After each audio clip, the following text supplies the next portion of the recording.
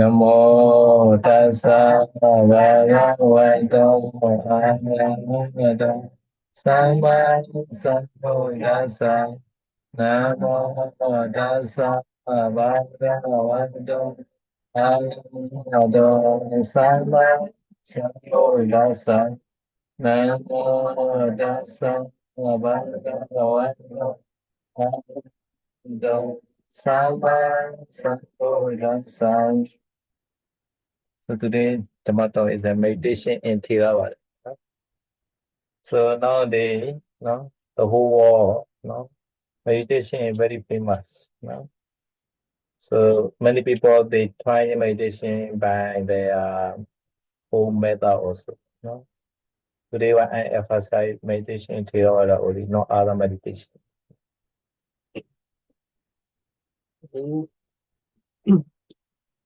Jadi hari ini tema Dhamma Talk-nya adalah meditasi secara Theravada ya, dalam tradisi Theravada. Di dunia ini ada banyak orang yang bermeditasi dan mengadopsi berbagai teknik atau cara atau metode untuk meditasi. Cuman kali ini saya mau menekankan tentang meditasi secara tradisi Theravada. There are two kinds of the meditation bhavana. Pali called bhavana. Meditation is the English name. Indonesia is meditasi. Samatha bhavana and vipassana bhavana. Samatha bhavana is a tranquility meditation. Vipassana bhavana is the insight meditation. Secara umum meditasi itu dibagi menjadi dua jenis ya. Dalam bahasa Indonesia meditasi juga ya sebutannya. Di sini ada samatha bhavana dan vipassana bhavana. Samatha bhavana itu menekankan kepada ketenangan batin, ya, sedangkan vipassana bhavana itu menekankan pada pengembangan pengetahuan atau kebijaksanaan ya. Sometimes meditation we call the Kammatthana also. Kammatthana meaning is the object of the meditation. And at the same time we can call the Samatha bhavana, Samatha Kammatthana also.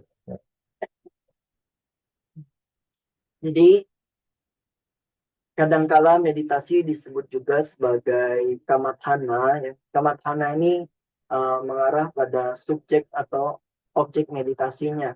Jadi kadang untuk samatha bhavana, pengembangan konsentrasi ini kadang kita sebut juga sebagai samatha kammatthana ya namanya. So Samatha Kammatthana session, there are 40 meditations objects. Sometimes we call it subject, although we can say. This 40 is a Kasina 10, Asubha 10, Buddha Anusati, etc., 10 Anusati. And Brahma Vihara, divine abiding.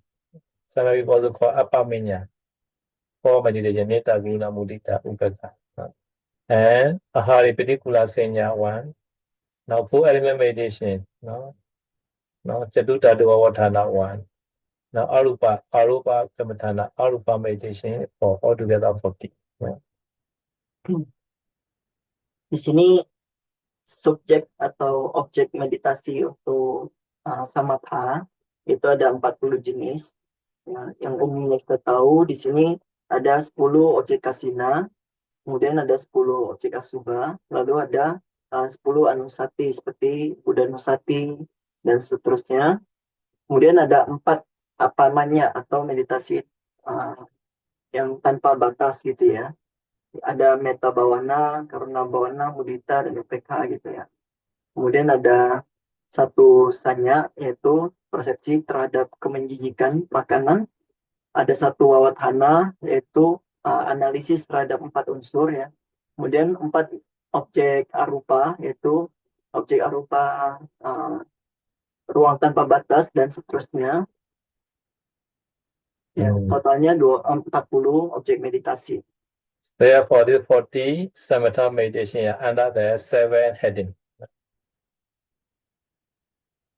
40 objek meditasi ini bisa dikelompokkan menjadi 7 kelompok utama. So 10 kasina is a Pathui, Akasina, Abo, Water kasina, Tejo, Fire kasina, Waya, Air kasina or Wind kasina, Nila, Blue, Pita, Yellow, Loita, Red, Odata, White, Akasa, Spade, Aloka, Light kasina, or 10 kasina.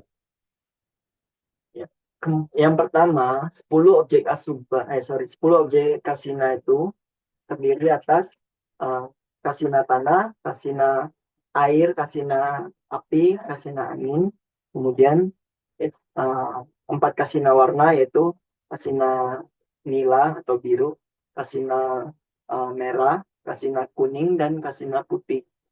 Kemudian ada kasina angkasa atau ruang dan kasina cahaya. Totalnya 10. Now 10 Asubha. 10 Asubha is a 10 kind of dead body. Udumadaka, the bloated corpse, dead body. Vinilaka, livid corpse.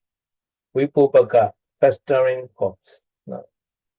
Vichitaka, dismembered corpse. Vikajitaka, an eaten by crow, tiger, etc. Now Vikitaka, a scatter in pieces corpse. Hatta Vikitaka, mutilated and scattered in pieces corpse. Loitaka, bloody corpse. Puluaka, worm infested corpse. Atika, skeleton. Altogether 10 Asubha. All are dead body. Di sini ada 10 objek yang menjijikkan. Pertama ada objek mayat yang membengkak. Kemudian ada objek mayat yang membiru, ya. Kemudian ada objek mayat yang bernanah, ya. Mayat yang terpisah-pisah. Kemudian mayat yang dimakan seperti dimakan binatang gagak atau anjing dan sebagainya. Kemudian yang keenam, mayat yang terpotong-potong, mayat yang berserakan istilahnya, ya. Lalu yang ketujuh, mayat yang terpotong dan berserakan. Kedelapan, mayat yang berdarah-darah. 9, mayat yang berulat. Dan yang ke-10, tulang belulang. Not Tasa Anusati, Buddha Anusati, Dhamma Anusati, Sangha Anusati, Sila Anusati, Jaga Anusati, Devata Anusati, Upasama Anusati, Mana Anusati, Kayagata Sati, Anapana Sati. Now Buddha Anusati is a recognition of the Buddha. Now recognition of Dhamma, recognition of Sangha, recognition of morality, recognition of generosity, recognition of the Deva. The recognition of Deva means that Deva also has very good quality. I also have good quality. Like I have to compare. Deva also has Saddha. I also have Saddha. Deva also has that Virya. I also have Virya. Like Upasama means about peace, regulation of the peace. Manadosri, the regulation of the old debt. Kayagata Siddhi, mindfulness of 32 parts of body. Anapana is the mindfulness of breathing in, breathing out. Kemudian 10 objek perenungan. Ini ada yang pertama perenungan terhadap kualitas Buddha, yang Buddha Nusati. Kemudian Dhamma Nusati, perenungan terhadap kualitas Dhamma. Yang ketiga, perenungan terhadap kualitas Sangha. Lalu ada perenungan terhadap kualitas sila atau moralitas. Lalu kualitas kedermawanan, Caga Nusati. Lalu kualitas para dewa, di sini maksudnya kualitas para dewa itu apa yang membuat mereka terlahir sebagai dewa, gitu ya. Seperti misalkan para dewa itu terlahir karena memiliki sadar, memiliki wirya, gitu ya, semangat, memiliki keyakinan, semangat, dan sebagainya. Nah, dengan merenungkan kualitas para dewa seperti itu, ya kita juga membandingkan gitu dengan kualitas keyakinan, semangat, kebijaksanaan kita sendiri, gitu ya. Lalu perenungan terhadap Upasama Nusati ini adalah kedamaian, ketenangan. Kemudian ada perenungan terhadap kematian. Jadi kita merenungkan bahwa suatu saat nanti kita juga akan meninggal. Kemudian ada perenungan terhadap 32 bagian tubuh. Dan yang terakhir, perenungan terhadap nafas masuk dan nafas keluar. For Brahmavihara is a loving kindness, metta, compassion, karuna, no, appreciative or sympathetic joy, mudita, no, equanimity, upekkha, no, Brahmavihara. Empat meditasi kediaman Brahma. Kediaman para Brahma ini adalah yang pertama metta bawana, yaitu pengembangan cinta kasih.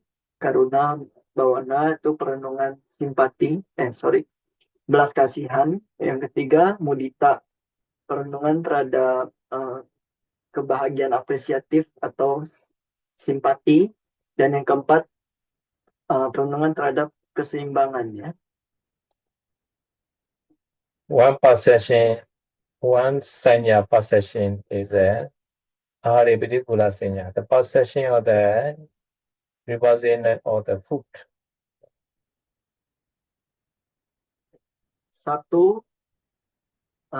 Satu meditasi objek persepsi. Di sini maksudnya adalah persepsi kemenjijikan terhadap makanan. Now, Chatutadu Avatana is the four element meditation. So, Dana Ayapi. Heart. Patri Abati Jawaya. Lalu satu meditasi objek analisis, yaitu analisis terhadap 4 unsur, ya, unsur tanah, air, api, dan angin. So Patri is you are now sitting on the floor, right? You can feel hot, right? Sometimes you can feel the salt. Now you are sitting on the floor, you are hot maybe, your feet, right? Hotness is called Patri. Patri Dadu. Patri anyway.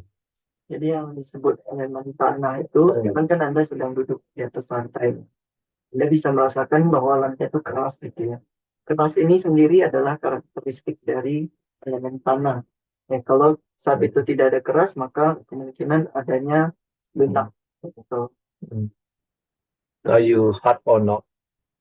You feel hotness or not now on the floor? Feel, right? If not clear, you can bite to teach. Inside your mouth, you can bite to teach, touching to teach, upper teeth and lower teeth at the time hot, right? Now after that you release this hotness. Start from this hotness, try the whole body. Jadi sekarang Anda bisa merasakan keras, ya. Kalau keras itu masih kurang jelas, Anda bisa coba mengatupkan kedua gigi, ya. Jadi gigi rahang atas dan bawah. Kemudian Anda coba rasakan, Anda tekan-tekan gitu, ya. Sambil Anda rasakan karakter kerasnya. Itu adalah karakter dari unsur tanah. Yeah, you can feel now hotness. Jadi karakteristik keras yang Anda rasakan itu adalah karakteristik bagian dari karakteristik unsur tanah. After that, you touching by your touch to your this surface. You can touch by your tongue to your teeth surface. At that time, you can feel the rushness, not smooth, right? The bit is surface. You touching by your tongue inside your mouth. And then you can feel very rush, not smooth. Kemudian Anda bisa coba menggunakan ujung lidah. Coba Anda raba bagian belakang gigi Anda. Di permukaan gigi tersebut pasti akan terasa lebih kasar, ya. Yeah. And also heavy. Your body very heavy now, right? You are the whole day all the time. Now you are body are very heavy. You want to sleep, right? Very easy, heavy body. Sekarang Anda juga bisa rasakan karakteristik berat karena Anda seharian kan udah capek gitu, ya. Di tubuh Anda, itu semua bisa kerasa beratnya. Anda merasa ingin jatuh tertidur gitu, ya. Okay, so sometimes it's not hard at the time, maybe soft. No, soft not clear at the time you can touch by your hand to your leg. No, inside the mouth you have a lip. No, you can touch by your lip. Your lip is no bone, only skin only, and then very soft and very clear. No, you can touch by your tongue to the your lip, and then soft. No. Dan kalau tidak ada keras, maka di sana ada lunak. Ya. Jadi untuk mengenali sensasi lunak ini, Anda bisa coba menyentuh bagian bibir Anda, itu ya. Di bagian bibir itu kan tidak ada tulang, jadi dia akan terasa cenderung lebih lunak dibandingkan permukaan lainnya. After that, try the saliva. Using the saliva, you touching your lip and tongue. No, not only soft, but also you can feel the smooth also, soft and smooth together using the saliva. Kemudian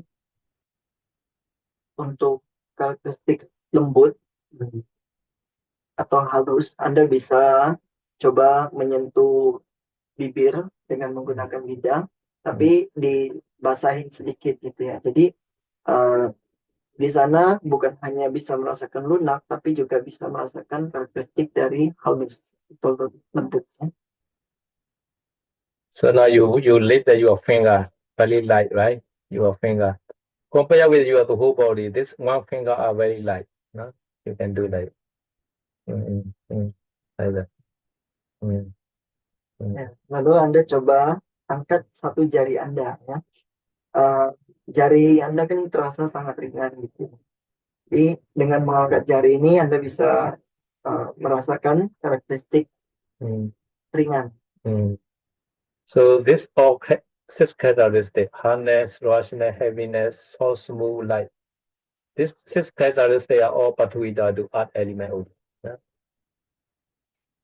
Jadi keenam karakteristik ini yaitu keras, kasar, berat, lunak, lembut, dan ringan adalah karakteristik dari elemen yang kita sebut sebagai tanah.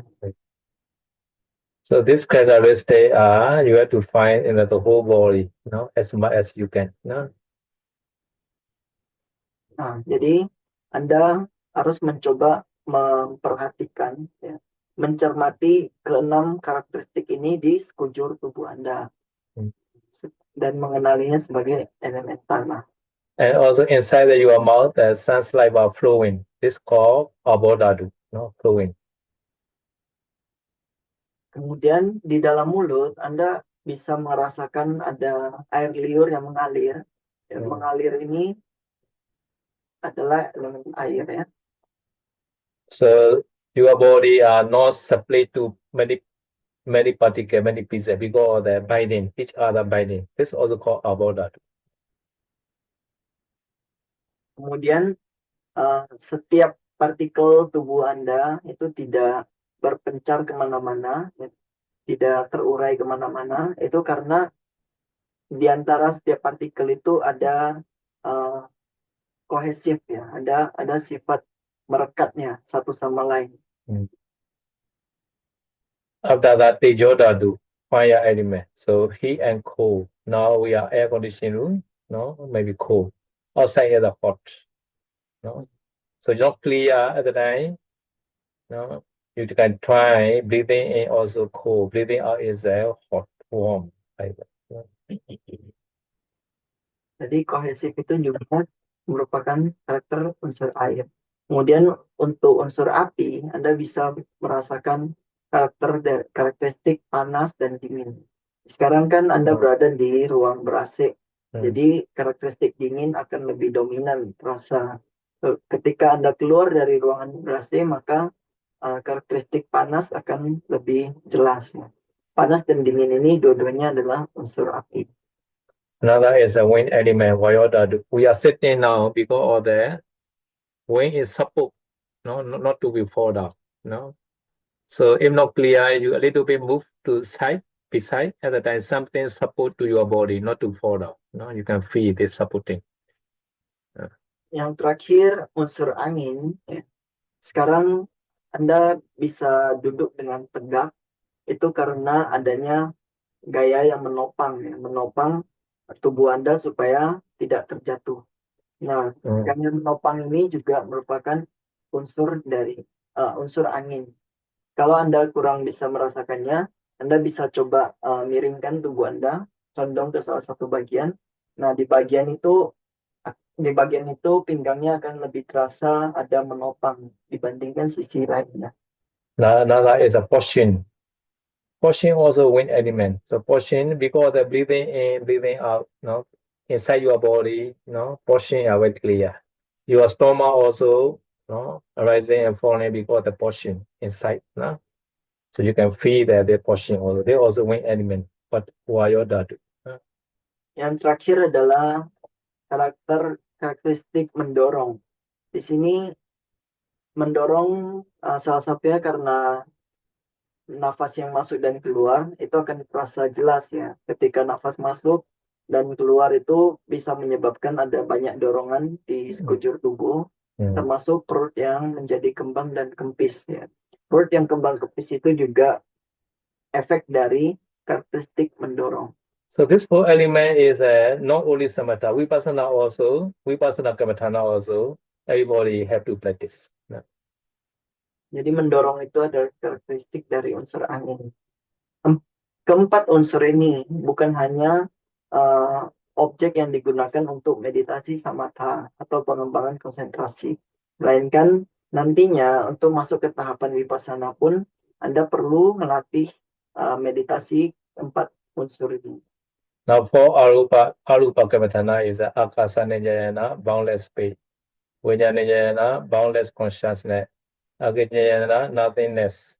Nivasanyana, neither perception nor non-perception.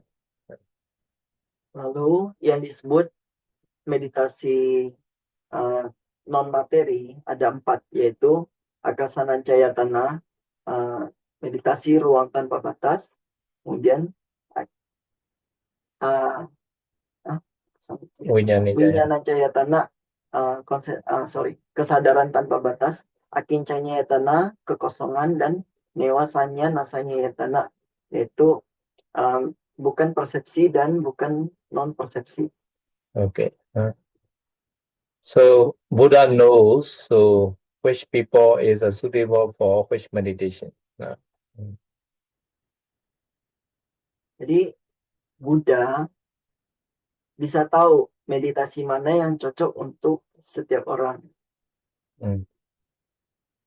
So Buddha also explained, for Raga Charita, 10 Asubha and 1 Kayagata Sati Asubha is suitable.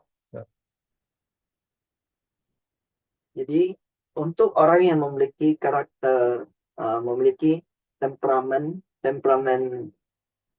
bernafsu gitu ya, penuh nafsu keinginan, itu ada 10 objek asubha dan 1 kaya gata sati ya, perenungan terhadap 32 bagian tubuh. 11 meditasi ini cocok untuk mereka yang cenderung bernafsu.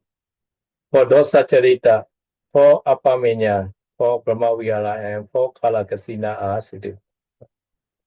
Untuk yang temperamennya pemarah atau mudah emosi, nah di sini ada 8 objek meditasi, yaitu 4 meditasi tanpa batas, yaitu metta, karuna, mudita, upekha, dan 4 kasina warna, yaitu kasina nila, merah, kuning, dan putih. So moha and vitaka charita, anapanasati is suitable. Untuk yang bertemperamen banyak pikir ya, pemikir, dan juga untuk yang temperamennya cenderung lamban ya, itu ada 1 meditasi yang cocok, yaitu Anapanasati. So saddha charita is suitable. For saddha charita is suitable. 6 meditation: Buddha, Dhamma, Sangha, Sila, Jaga, Devatanusati.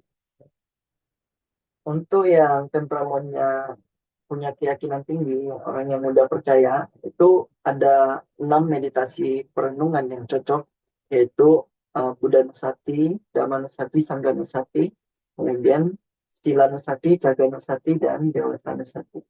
For Bodhicharita, wisdom, Mananusati, Upasama Nusati, Aharipadipula Senya full element meditation. These four are suitable. Untuk yang temperamennya punya kebijaksanaan yang tajam, ada 4 meditasi yang cocok, yaitu perenungan terhadap kedamaian, kemudian perenungan terhadap kematian, persepsi menjijikan terhadap makanan, dan meditasi 4 unsur. So remaining 6 kasina and 4 arupa are suitable for everybody. Sisanya itu cocok untuk setiap orang, yaitu 6 kasina dan 4 arupa. Ya. So these are not samatha for concentration. So depending on concentration, you have to do the vipassana also. No? Yang tadi adalah subjek meditasi untuk konsentrasi. Selanjutnya untuk meditasi vipassana juga ada. So to go to vipassana, there are 2 kind of yogi. One is the samatha yandika, another is the sutta vipassana yandika. No? Some people they try jhana first. Another they go vipassana. Another person they not possess jhana, no? But they start the full element meditation. No? Ya. Jadi konsentrasi yang telah dibangun sebelumnya itu bisa bermanfaat untuk meditasi vipassana. Di sini vipassana ada 2 jenis. Ya. Ada meditator yang dengan kendaraan konsentrasi, yaitu biasanya mereka mengembangkan jhana terlebih dahulu. Setelah memperoleh jhana, kemudian mereka berlatih vipassana. Yang kedua adalah mereka yang murni hanya vipassana gitu ya. Jadi setelah mencapai tingkat konsentrasi tertentu sebelum tanpa jhana, mereka langsung masuk ke meditasi 4 unsur misalnya. So there are 10 parami, no? So dana parami, no? Dana means offering. No? Sila parami, nikama parami, penya parami, virya parami, khanti parami, sicca parami, adhitthana parami, nitta parami, upekkha parami. Among the 10 paramis, now vipassana meditation is the highest practice. Ya, jadi ada 10 jenis kesempurnaan atau parami. Di sini ada kesempurnaan dalam berdana, kesempurnaan dalam moralitas, kesempurnaan pelepasan, kemudian kesempurnaan kebijaksanaan, kesempurnaan usaha atau semangat, kesempurnaan kesabaran, kesempurnaan dalam kebenaran, kesempurnaan dalam tekad, kesempurnaan dalam cinta kasih, dan kesempurnaan dalam keseimbangan. Di antara 10 jenis kesempurnaan ini atau parami, ya, meditasi vipassana adalah yang terbaik. So when you do dana, at the time always wish to attain nibbana. At the time become this called dana parami. Jadi ketika Anda melakukan dana, kapanpun Anda berdana, Anda beraspirasi untuk mencapai nibbana, maka dana yang telah dilakukan itu akan menjadi kesempurnaan dalam berdana atau dana parami. So dana can be produced to become the rich, maybe in this life, like that. But if you are not wish to attain nibbana, no, evidently you don't want to meditate. No. Jadi dengan dana, dengan berdana akan menyebabkan Anda memperoleh kekayaan, ya. Seperti misalkan di kehidupan selanjutnya itu Anda juga bisa memperoleh berbagai jenis kekayaan. Tetapi jika Anda hanya berdana tanpa berkeinginan untuk mencapai nibbana, ya, maka dana itu hanya akan bisa menghasilkan untuk kekayaan aja, tidak menjadi yang kesempurnaan. So Buddha Taiwan, the husband and wife, they call the Madana City Buddha. Madana City Buddha, husband and wife, they are very rich. So husband side also 800 million richness. Wife family side also 800 million. So both they married at the time they are very rich family, but they not meditate the whole life. Madana City Buddha. Jadi di zaman Buddha ada sepasang suami istri yang kaya raya bernama Mahadana Sikitita ya. Di sini suaminya itu memiliki kekayaan 800 miliar. 800 miliar ini uang di zaman India kuno itu sangat besar.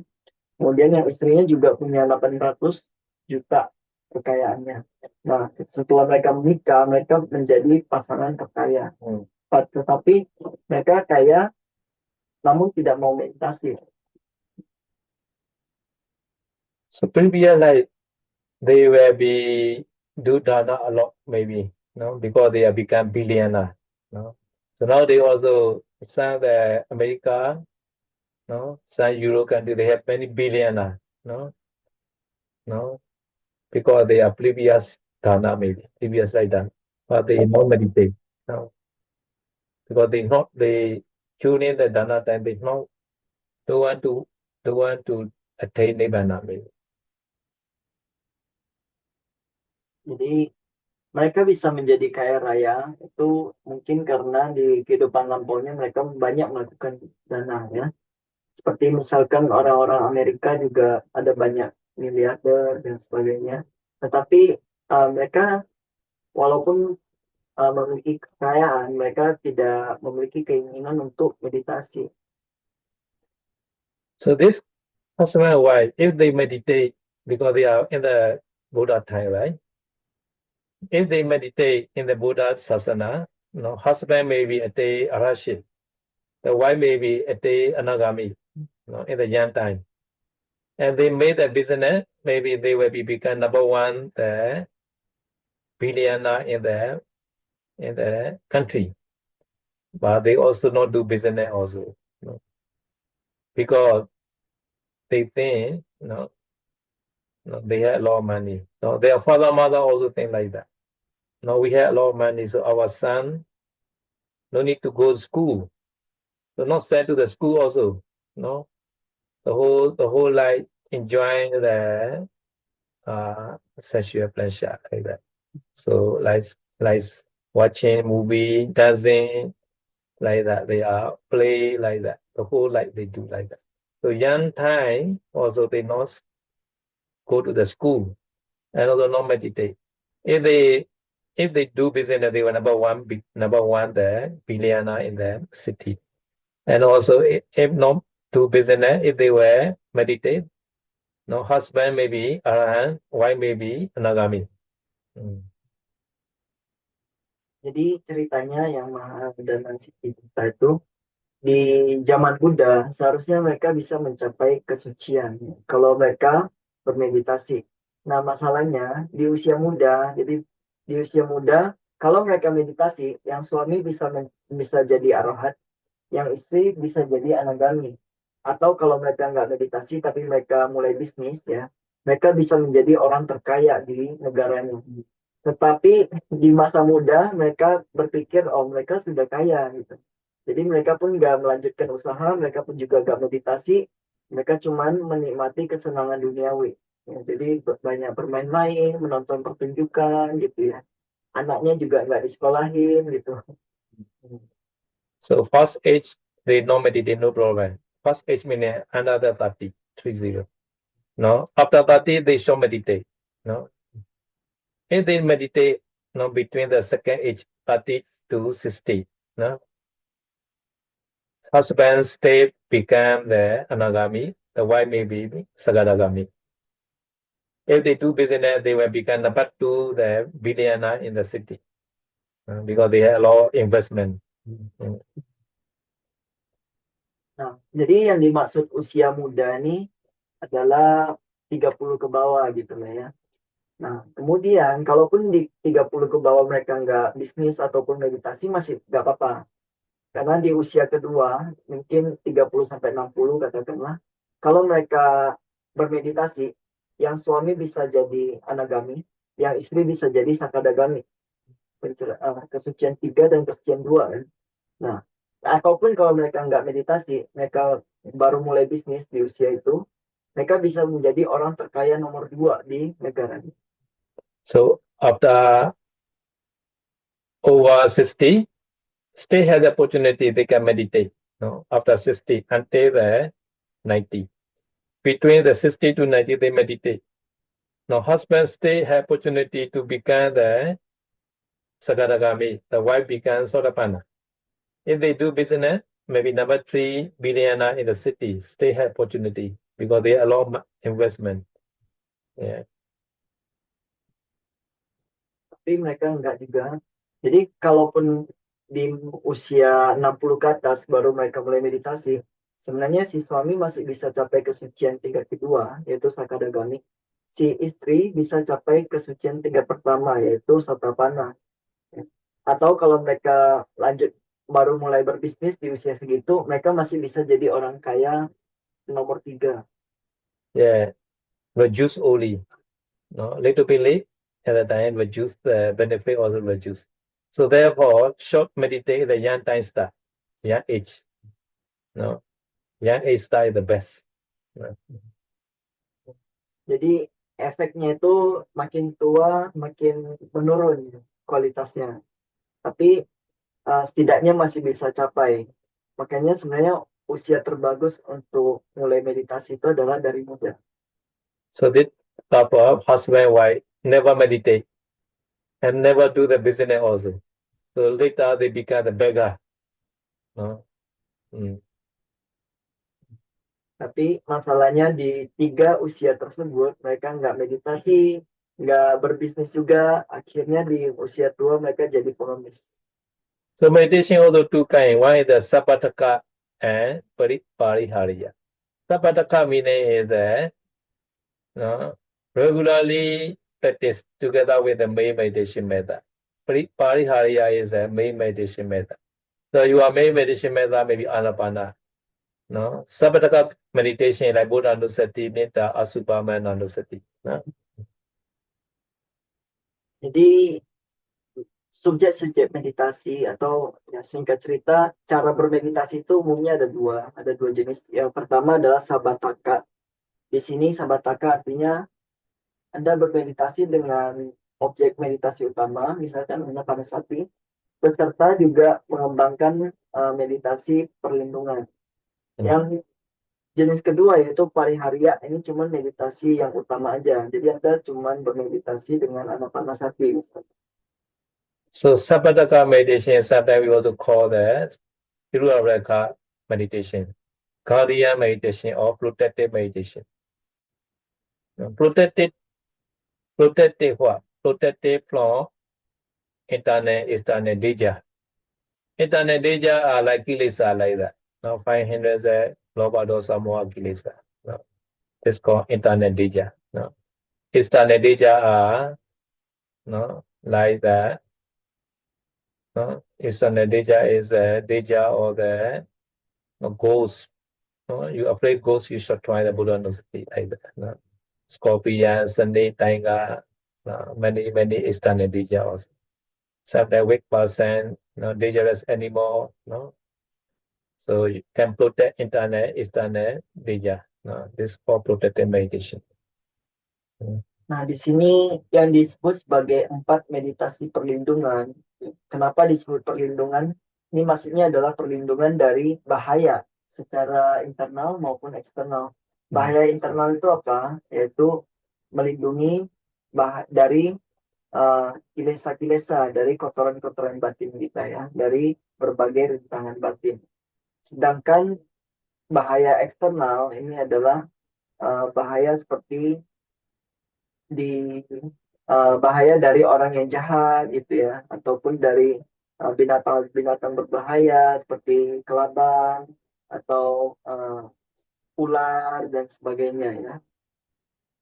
Dan juga bahaya dari api dan sebagainya. Jadi misalkan Anda memiliki ketakutan terhadap hantu, kata Dhamma. Kalau Anda takut hantu, maka Anda bisa coba meditasi Buddha Nusati. Okay. So today, you also try the Buddha Nusati, Metta, and Anapana like yesterday. Jadi hari ini Anda bisa coba untuk melatih meditasi Buddha Nusati, Metta, dan Anapanasati ya, seperti yang diajarkan kemarin. Okay, so Buddha Nusati have to take the Buddha quality. So Buddha image are not so important. So firstly, you take the Buddha image. After that, maybe the Buddha image may be disappear, no problem. Pay attention that the meaning of the arahant, etc.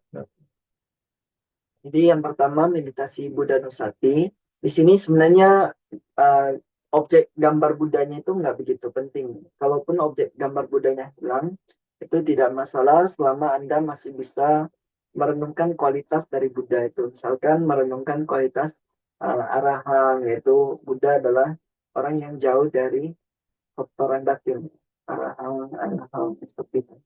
So metta send to yourself first. May I be free from Veda. May I can meditate well without sleepy, like that. Send it to yourself.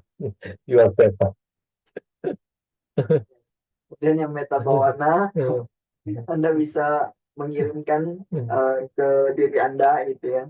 Semoga saya bebas dari bahaya, semoga saya bisa bermeditasi tanpa ngantuk gitu ya. Other send to other also. Baru Anda bisa mengirimkan metta ke orang lain juga. May you all can meditate well. Semoga Anda semua bisa bermeditasi dengan baik gitu. Okay, sharing Mary.